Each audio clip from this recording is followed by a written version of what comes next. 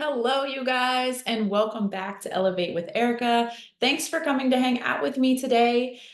Generally, topic ideas for this podcast are coming from what I'm actually going through, or conversations with you guys in DMs, or if I see a quote or hear a podcast or read something in my personal development that grabs me and my mind immediately runs with it.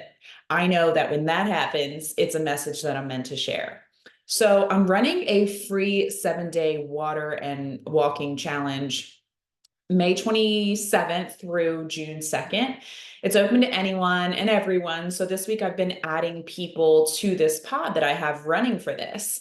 And one of those people this morning was Jessica. I started watching her stories because, well, is anyone else just triggered by like the red circle around someone's profile picture? Like I just have to click it and see what's in there. Props to you, Instagram, because that strategy worked on me. So anyway, I watched her stories and I came across this short reel where I heard these words: you can prove your point or you can protect your peace. And my mind heard that and ran with it because, boy, is this something that took me a while to learn. And man, is it something that I need to be reminded of right now. Maybe I should write that on a post-it and stick it on my bathroom mirror. If you caught last week's episode, then you got the reference there. So now here's something I've realized recently in my journey to improving my self-worth, which I talked about 2 episodes ago. I'm not so impacted by people who are not close to me that have a problem with something I've said or done or the way that I live. I can release their opinions and judgments on my life pretty quickly, which is why in the past I've contradicted myself on this topic, because with that group of people, I genuinely do not care what they think about me. I think that's evident in the way that I show up on social media and in the way that I show up on this podcast. I can be so authentic because I'm not bothered by the critics in the high rises or behind the screen in this scenario who see one story, one square of my life, and take the time to tell me that they don't like me in some way, shape, or form. But up until this point in my life, because now I'm aware and I'm working on it, I've been very bothered and gotten very defensive by people who are close to me or people that I love who say something untrue about me, who misunderstand me, or who classify me as something that I'm not. I want to prove my point. I want to defend myself until I'm blue in the face. I know that some of this is natural. And you know what? Sometimes it's necessary to defend yourself. But in most cases, when you look in retrospect, it's just not worth it. It wasn't worth it. You know, it's important to remember that the things we say and do and believe are shaped by our individual life experiences. And man, are our life experiences all so very different. Even the same two people with the exact same upbringing can have two very different experiences, right? Like one person may think they had the perfect childhood, and another person who grew up in that same household may be trying to heal from several different experiences. We are just all so different and we process things differently because we all have different needs and we all accept love differently. And all these things that make us different make up the way that we see things today. They make up our opinions. I wanted to say that early in this episode so that what I'm saying is hopefully not taken out of context, because I don't want you to hear you can prove your point or you can protect your peace and think that I'm saying everything we do and say as individuals is right, quote unquote, right all the time. We all make mistakes. We are all wrong sometimes. None of us are perfect. And there's more than one way to do things, right? But there are times when we are called something, when we're classified as something that we know to our core is not at all who we are. And there are times when someone criticizes what we're doing without understanding our intentions or our why behind it. There are times when we can feel judged by someone that we were comfortable being ourselves around. And when this comes from someone that we considered a close friend, someone that we love, that we thought loved us, it can be a hard pill to swallow, right? In these moments, it's easy to start questioning ourselves, to start questioning what we believe in, and questioning whether their opinion is true. and to start thinking that maybe we are the thing that they called us. Maybe our choices are stupid. And we can easily jump right into feeling like we need to defend ourselves. But there are so many instances where this just isn't worth it. And I know this may be an episode where I'm going to get some differing opinions back. I know some of you may be thinking if a loved one criticizes me or something that I'm doing, I especially need to prove my point to them. But I can tell you in my experience, it's often not worth it. Looking back in retrospect, jumping into defense mode, trying to convince someone who's already decided, who has already formed their opinions based on their life experiences, well, that's just where it's easy to pay the price of our peace. And there is a lot of times when something like this can be talked out between you and your spouse or your close friends and family. But I'm talking about those things that you fundamentally just have different opinions on, right? Like, we're in an era where if you don't like the way someone else thinks, then we so easily cancel them. And maybe family, we don't cancel them as easily, hopefully, but we feel the need to argue our point until they agree with us. But in most cases, that's just not going to happen. In most cases, the argument is not worth your peace.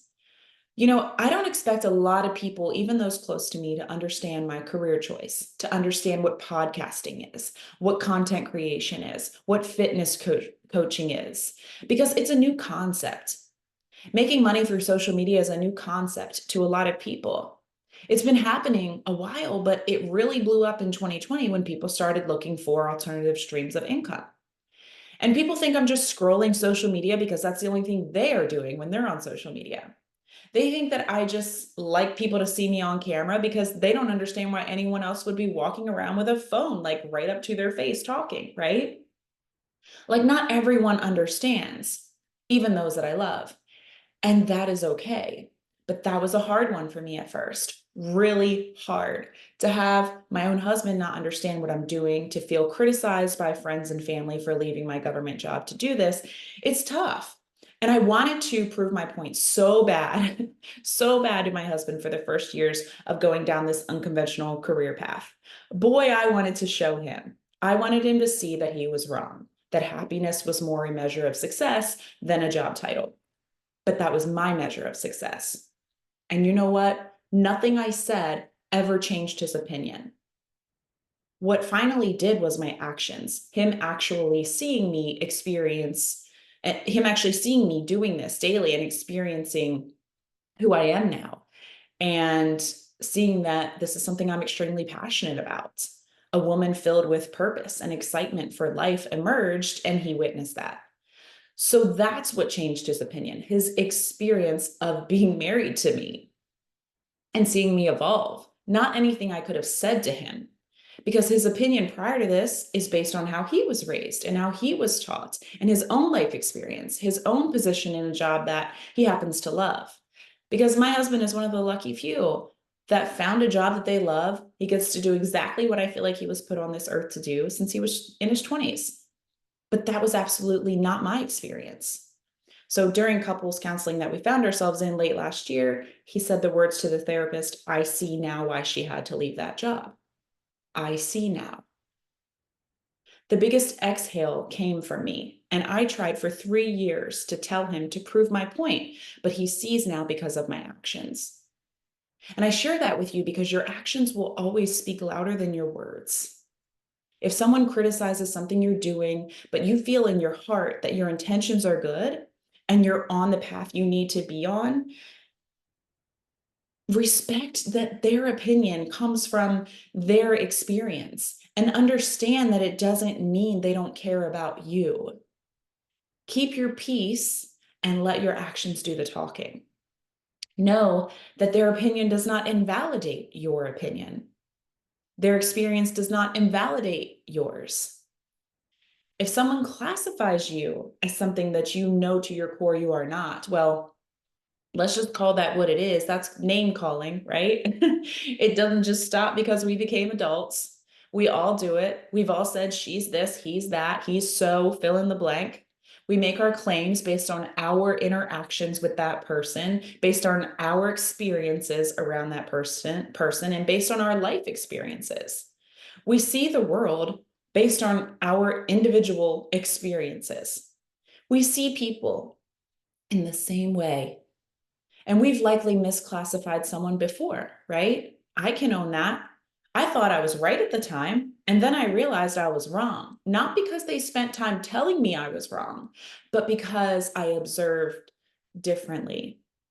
Something about my experience around them changed. Again, actions over words. But it's not easy, though, is it? It's not easy to be called something you know you're not. Immediately, you feel misunderstood, and that's not a good feeling. And if you have a fear of abandonment or rejection from earlier in life, then it can be even harder to process because now we're adding in a layer in there of an opportunity to kickstart the negative self talk. No one likes me. I'm so whatever. I'm stupid. I need to conform. I'll never have any friends. I don't fit in. But even without that layer, it's just not a good feeling to feel misunderstood. And I think we can all agree on that.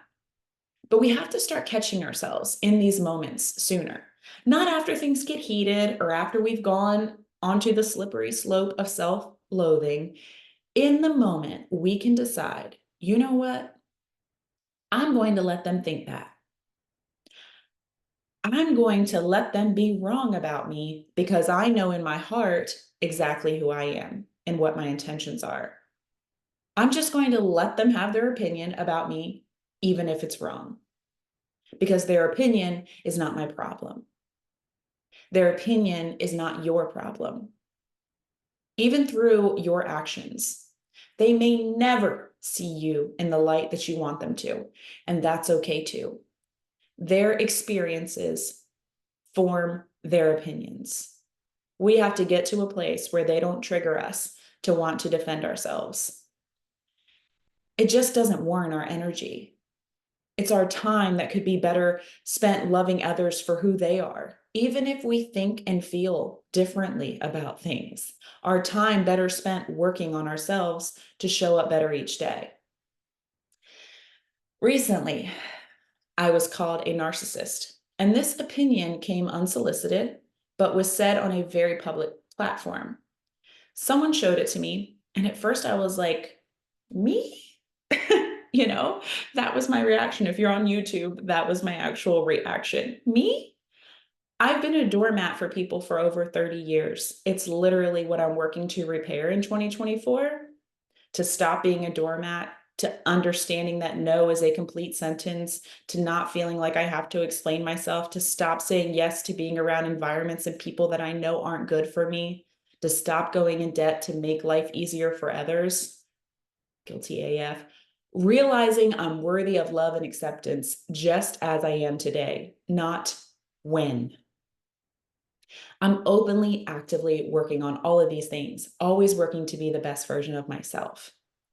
So when that person called me a narcissist, as I'm just now trying to find my own voice at 38 years old, I was at first mad, honestly. But it didn't last long, and I'll tell you why. I called my husband over to look at what they had said about me. I, of course, have this look on my face of, can you effing believe this? So he reads it and gave me the biggest eye roll, not directed to me, directed at what was said about me. And his shoulders kind of dropped, like as to show, okay, this is nothing to be worked up over. And he says, you can't worry about that. You know that's not true. Let them think that. They're just trying to upset you. Now, at first, I was upset about him not being upset because I wanted someone to be mad with me. I thought his reaction was insensitive, but it turns out his reaction is what I needed. So he walks away, and I'm like looking at this message about me. And I'm like, okay, my husband is not bothered. Why am I so bothered by this? Keep in mind, this is all happening while I'm trying to do math homework with my 13-year-old. So he's right next to me, and I'm not letting him see what's happening. And I'm trying to keep my reaction under control, right? And I realized that my husband's reaction needed to be mine. That this person may be close to people that I love, but they don't actually know me. And this person made assumptions about me based on what they know about me from someone who I let walk all over me and who hasn't socially been a part of my life for over 10 years.